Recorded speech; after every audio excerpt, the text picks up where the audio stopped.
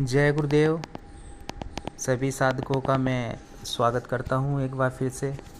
और कुछ साधकों ने मुझसे योगिनी साधना के विषय में संपर्क किया और वह साधना करना चाहते हैं और उनकी इच्छा थी कि योगिनी के विषय में भी मैं कुछ जानकारी साधकों तक पहुँचाऊँ। तो देखिए, जो योगिनी होती है और अप्सरा यक्षिणी, इनमें समानताएं होती हैं। अप्सरा जो है वह एक चंचल स्वभाव की होती है और सौम्य उसमें जो तत्व गुण हैं वह होते हैं। वहीं जो यक्षिणी होती है वह थोड़ा सा उसका स्वभाव तीक्ष्ण होता है। तीक्ष्ण के से तात्पर्य मेरा है कि तीव्र स्वभाव की यक्षिणी होती है और यक्षिणी में चंचल स्वभाव नहीं होता, थोड़ा गंभीर स्वभाव की होती है वह। ऐसा नहीं है कि वो प्रेम तत्व उसमें, प्रेम साधक से, प्रेम के मामले में ठीक अप्सरा की ही भांति वह साधक का ध्यान रखती है, इच्छाओं को पूर्ण करती है। लेकिन जो तत्व होता है वह, जहाँ चंचल स्वभाव, थोड़ा नटखट मासूम स्वभाव अप्सरा में होता है, वहीं तीक्ष्ण स्वभाव लिए साधक के समक्ष आती है जो यक्षिणी होती है। और वहीं इससे विपरीत जो योगिनी होती है, योगिनी देखिए क्या, योगिनी उच्च कोटि की एक कह लीजिए शक्ति होती है। योगिनी को साधने के लिए साधक को स्वयं भी एक साधक होना आवश्यक है। साधक से तात्पर्य है केवल भक्ति भाव या मैं उस जो एक तरह से कह लीजिए, साधक को कहने का मेरा तात्पर्य है निपुण होना चाहिए पूर्ण रूप से। महाविद्या जो साधना है उसमें भी उसे थोड़ा पारंगत होना आवश्यक है अगर वह योगिनी साधना करता है। क्योंकि योगिनी जो होती है वह एक शक्ति तत्व जो होता है योगिनी में, वह यक्षिणी और अप्सरा से बहुत ज़्यादा होता है। तो योगिनी वह कार्य भी कर सकती है साधक के लिए जो एक यक्षिणी या अप्सरा शायद ना कर सके। वह क्रियाएं संपन्न कर देती है एक योगिनी अगर साधक सिद्ध करता है। चाहे वह उसे प्रेमी का रूप में करता है तो वह प्रेमी का रूप में ही उसके समक्ष आती है साधक के, लेकिन उसका पूर्ण मार्गदर्शन करने की क्षमता रखती है। और बड़ी से बड़ी जो है वह समस्या षटकर्म के कार्य चुटकियों में योगिनी कर सकती है। और यह इसलिए होता है क्योंकि योगिनी जो है वह साधनाओं में निपुण होती है। वह स्वयं एक साधिका होती है योगिनी। स्वयं वह जो है माँ की गणिका होती है, माँ शमशान काली की, माँ काली की, महाकाली की जो सेविका होती है, कहीं ना कहीं वह योगिनी उसमें निपुण होती है। अब अगर साधक मान लीजिए योगिनी साधना करता है, प्रेमी का रूप में भी करता है, प्रेमिका वाले तो सारे जो है लाभ वो जो वह जो करती है अपने साधक के लिए हर चीज़ उपलब्ध, लेकिन जो साधना के क्षेत्र में योगिनी का साधक तेज़ी से आगे बढ़ता है, तेज़ी से सफलता प्राप्त करता है, क्योंकि वह मार्गदर्शन करती है साधक का और वह साधनाएं भी बताती है। वह गुप्त साधना विधि मंत्र साधक को देती है जिससे साधक तेज़ी से साधना मार्ग में आगे बढ़ता हुआ सफलता प्राप्त कर सके। वह नित्य साधक का मार्गदर्शन करती है। और योगिनी साधक को जो है देखिए, अगर योगिनी सिद्ध कर लेता है एक साधक तो उसे कोई आवश्यकता रह नहीं जाती है जीवन में कि वह कोई अन्य साधना भी करे। और क्योंकि क्या होता है, जो गृहस्थ से जुड़े हुए हों चाहे आध्यात्मिकता से जुड़े हुए हों, वह सभी क्षेत्रों में साधक को निपुण बना देती है। तो एक योगिनी साधक जो है वह हर कार्य करने में सक्षम हो जाता है। योगिनी को सिद्ध करना इतना सरल नहीं है। और मैं यही कहूँगा कि जैसे अप्सरा साधना को कोई नए साधक भी कर सकते हैं, अप्सरा या यक्षिणी को जो नए नए साधना क्षेत्र में आए हैं वह कर सकते हैं, लेकिन जहाँ योगिनी का नाम आता है वहाँ साधक को निपुण होना अति आवश्यक है।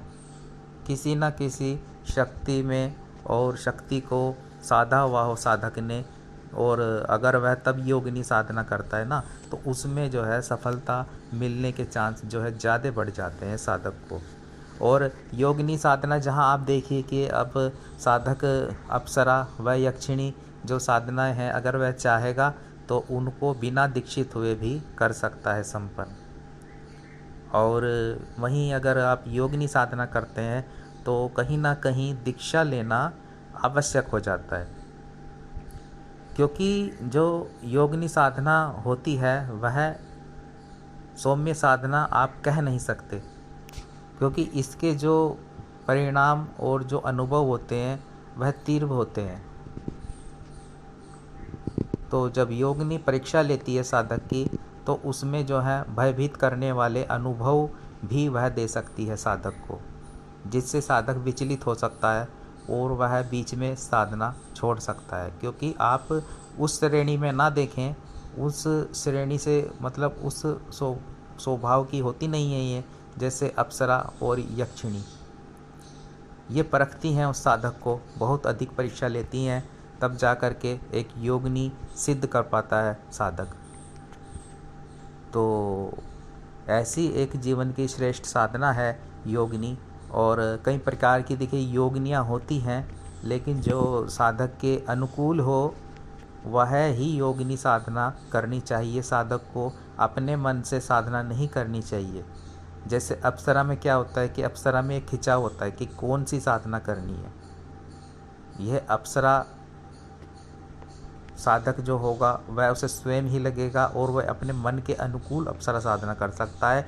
लेकिन जो योगिनी साधक साधना करना चाहे साधक, तब वह मार्गदर्शन में करे, पूछ कर करे, गुरु से पूछ कर करे कि मुझे कौन सी योगिनी मेरे लिए श्रेष्ठ रहेगी और कौन सी योगिनी साधना मुझे जो है करनी चाहिए जो मेरे लिए अनुकूल रहेगी।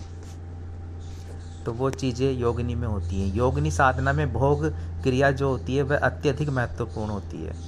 अब देखिए क्या होता है कि मैं ये कहता हूँ कि भोग जो दिया जाता है वह तो अप्सरा साधना में भी है, लेकिन कभी कभी जो है वह साधक कर सकता है, वह उसके इच्छा शक्ति पर प्रबल जो है जो लागू होता है कि अगर वह अप्सरा साधना करता है। लेकिन जो योगिनी होती है उसमें योगिनी को तामसिक भोग भी दिया जाता है। जरूरी नहीं है कि वह सात्विक विधि से ही साधक संपन्न कर सके, क्योंकि उसमें जो सेविका होती हैं योगिनी की वह तामसिक भोग पर चलती हैं। वह तामसिक में उसमें शराब और जो है जो चीज़ें होती हैं मांस शराब बलि वगैरह और ये जो क्रिया करनी पड़ती हैं वह योगिनी साधना में जो है लागू होती हैं। तभी योगिनी जो है वह सिद्ध हो पाती है। आप मात्र योगिनी को ऐसा नहीं है कि केवल और केवल साधना सामग्री के द्वारा ही साधक सिद्ध कर सके, क्योंकि योगिनी साधना की जटिल क्रिया हो जाती है। उसमें योगिनी की जो सेविकाएं होती हैं उसके साथ जो चलती हैं वे शमशान की चलती हैं। मैं फिर ये कहना चाहूँगा कि जैसे यक्षिणी में चलती है, कुछ जो उसकी सहचरी यक्षिणी की होती हैं वह शमशान की होती हैं सहचरियाँ, जो भोग जिनको देना होता है। और वहीं जो योगिनी में होता है, योगिनी की जो सहचरियाँ होती हैं, जो उसके साथ शक्तियाँ चलती हैं, जो योगिनी की सखी होती हैं वह शमशान में ही वास करती हैं।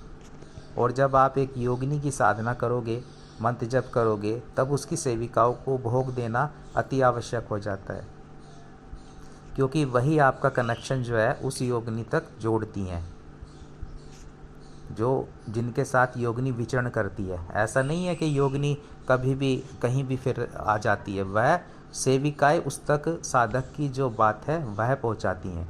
क्योंकि सर्वप्रथम सेविकाएं यह कार्य करती हैं किसी भी शक्ति का। जब आप साधना कर रहे होते हैं, सबसे पहले मैं कुछ बात बताना चाहता हूँ साधकों को जो उन्हें मालूम नहीं होता है। देखिए, अब इसमें चाहे आप ले लीजिए महाविद्या साधना हो, चाहे योगिनी साधना हो, चाहे अप्सरा साधना ही क्यों ना हो, इनमें क्या क्रियाएं होती हैं। इनमें जब आप उस शक्ति विशेष की साधना कर रहे होते हैं, मंत्र जप कर रहे होते हैं, तब वह उस तक नहीं वो जो शक्ति है उस तक पहुंचाने का कार्य उसकी सेविकाएं करती हैं, वह आप तक आती हैं। यह बात महाविद्याओं में भी लागू होती है। जैसे आप मान लीजिए माता काली की साधना कर रहे हैं उनका मंत्र जप करते हैं। तो माता काली का आने का ऐसा नहीं है कि आप डेली मंत्र जप कर रहे हो माता काली आ रही हैं, ऐसा नहीं होता है।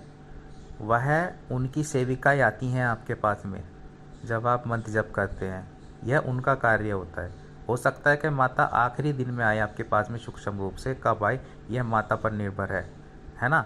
लेकिन जो माता की जो सेविकाएँ होती हैं, जो भैरवियाँ होती हैं और यक्षिणी योगिनियाँ जो माता की विशेष रूप से जो अलग से होती हैं, जो शमशान में वास होता है जिनका, इस जगह जो है ऐसी जगह वह विचरण कर रही होती हैं, दरिया किनारे शमशान में सुनसान जगह, तो वह वहाँ से आती हैं। जब आप मंत्र का आवाहन करते हैं, माँ का ध्यान करते हैं, तो सर्वप्रथम वह आ जाती हैं, क्योंकि उनका कार्य होता है जो आप माता को भोग दे रहे होते हैं, जो मंत्र ऊर्जा आप माता का जो आवाहन कर रहे होते हैं, तो ये उनका कार्य होता है कि वह माता के भक्त के पास जाएं और उसकी जो है वह भोग जो दे रहा है वह स्वीकार करें माता के नाम से स्वयं, और माता तक आपकी जो मंत्रों को बिना किसी विघ्न बाधा तक पहुंचाएं, आपकी बात को पहुंचाएं, आपकी इच्छा को पहुंचाएं और साधक उसे माँ का कनेक्शन जोड़ें,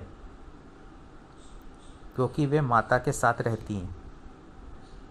तब आप अगर उनको भोग देते हो तो उनकी ऊर्जा उससे बढ़ जाती है, वह इसलिए भोग को ग्रहण करती हैं और माता प्रसन्न होती हैं, क्योंकि उनकी सेविकाओं को आप भोग दे रहे हैं। अगर माता की सेविकाओं ने भोग ग्रहण कर लिया तो ये समझ लें माता ने ही ग्रहण कर लिया। तो ये चीज़ें होती हैं, और अगर आप फॉलो नहीं करोगे भोग वाली प्रक्रिया, जो गुप्त प्रक्रिया है जिसे हर कोई बताता या फिर समझाता नहीं है साधकों को, तब वह उग्र रूप में आती है साधक के पास में। केवल मंत्रों द्वारा आप साध नहीं सकते हो किसी भी शक्ति को, मंत्रों द्वारा शक्तियों को साधना संभव नहीं हो पाता है। भोग प्रक्रिया इसमें जो होती है वह बहुत तो महत्वपूर्ण होती है। तब जो है पूर्ण रूप से प्रसन्न होकर के जो शक्तियां हैं वह साधक का जो है कार्य संपन्न करती हैं और आपको कनेक्शन जोड़ देती हैं उस शक्ति के साथ में। वैसी क्रिया योगिनी साधना में भी होती है। यहाँ पर जो भोग होता है वह महत्वपूर्ण होता है, और योगिनी साधना में जो साधक करेंगे उनको वह भोग प्रक्रिया जो है वह देनी ही होती है। वह जो माता की सेविकाएँ होती हैं उनको जितने दिन की भी योगिनी साधना होती है, तभी वह कनेक्शन जुड़ता है उस योगिनी तत्व से साधक का, क्योंकि योगिनी की जो सेविकाएँ होती हैं वह शमशान की होती हैं और उनको भोग देना आवश्यक होता है। वहाँ केवल आप कुछ मतलब जे कह लीजिए मिष्ठान से ही उन्हें प्रसन्न नहीं कर सकते हैं। वहाँ पर जो है वहाँ मदिरा और जो तामसिक जो भोग होते हैं वह देने होते हैं उन योगिनियों को, और वह आप उस घर में रख कर नहीं दे सकते कि आप साधना कर रहे हैं और आप वहाँ पर पूजा रूम में अपने उनको भोग दें। वह भोग प्रक्रिया आप मंत्र जप तो कर सकते हैं योगिनी का वहाँ पर बैठ कर के यंत्र और सामग्री द्वारा, लेकिन जो भोग होता है वह आपको शमशान में देना होता है उस योगिनियों यक्षिणियों का, जो उसकी सहचरियाँ होती हैं उनके नाम से। तब जा कर के साधक को सफलता प्राप्त होती है, तब जाके शक्तियाँ साधक के साथ कनेक्ट होती हैं। तो योगिनी साधना में ये विशेष रूप से हो जाता है। अप्सरा साधना के मुकाबले योगिनी में यह बहुत महत्वपूर्ण है। इसके बिना साधक की साधना जो है सफल होना बहुत मुश्किल हो जाता है। और देखिए दूसरा क्या है कि अगर साधक शक्तिपात दीक्षा लेता है योगिनी साधना में तो वो बहुत आवश्यक हो जाता है कि अगर वो शक्तिपात दीक्षा भी ले तब वह योगिनी उससे जुड़ जाती है पूर्ण रूप से। और मैं यहाँ भी कहूँगा कि प्रत्यक्षीकरण अगर हो जाता है साधना में तो और अच्छी बात है कि होना चाहिए, होता है, लेकिन फिर वह जीवन में होगा ही होगा, फिर उसकी साधना जो है सफल हो जाती है। एक तरह से सभी लाभ प्राप्त होते हैं, भौतिक जीवन से जो जुड़े हुए हैं वह भी योगिनी प्रदान करती है अपने साधक को। तो ये कुछ महत्वपूर्ण बातें होती हैं जो साधक नहीं समझता है, और ना ही ये बातें जो हैं बताई जाती हैं उनको, तभी उनको जो है वह साधना में उस तरह से लाभ प्राप्त नहीं हो पाते हैं जैसे होने चाहिए। चाहे साधना 31 दिन की हो, 41 दिन की हो, 7 दिन की हो, या फिर कितने भी दिन की हो, जो क्रम है उसके अनुसार जो भोग देना शक्तियों को बहुत आवश्यक होता है। वरना जो है वह आपकी ऐसी परीक्षाएं लेंगी और साधनाओं में विघ्न उत्पन्न होते हैं कि साधना तो वैसे भी पूरी नहीं हो पाएगी, वैसे ही खंडित कर देती हैं वह शक्तियाँ। जो साथ जुड़ी होती हैं शक्तियों के। तब इसलिए आप जो है जब भी साधना करें, और ये भेद समझ लें कि योगिनी यक्षिणी में क्या अंतर होता है। योगिनी का स्वभाव चंचल स्वभाव होता है, और एक मासूम स्वभाव होता है, माफ़ कीजिएगा, अप्सरा का चंचल स्वभाव लिए होती है साधक के सामने प्रत्यक्ष। वैसा ही स्वभाव होता है जैसे 16 से 17 साल की जो कन्या होती है उसका होता है मानसिकता। वहीं यक्षिणी तीव्र होती है स्वभाव में, वहीं जो योगिनी होती है वो पूर्ण रूप से निपुण होती है। एक साधिका समझ लीजिए, जब आप योगिनी साधना करें एक साधिका समझ लीजिए उसको कि वो निपुण है। वह एक योगिनी क्यों कहा गया है? क्योंकि वह साधनाओं में निपुण है। सौंदर्य तो में तो है, वह है सौंदर्य की दृष्टि से तो वो बहुत सौंदर्यवान है, अप्सरा की भांति, है ना। लेकिन जो उसमें महत्वपूर्ण तत्व है वो एकदम भिन्न कर देता है अप्सरा और यक्षिणी से उसको, योगिनी को।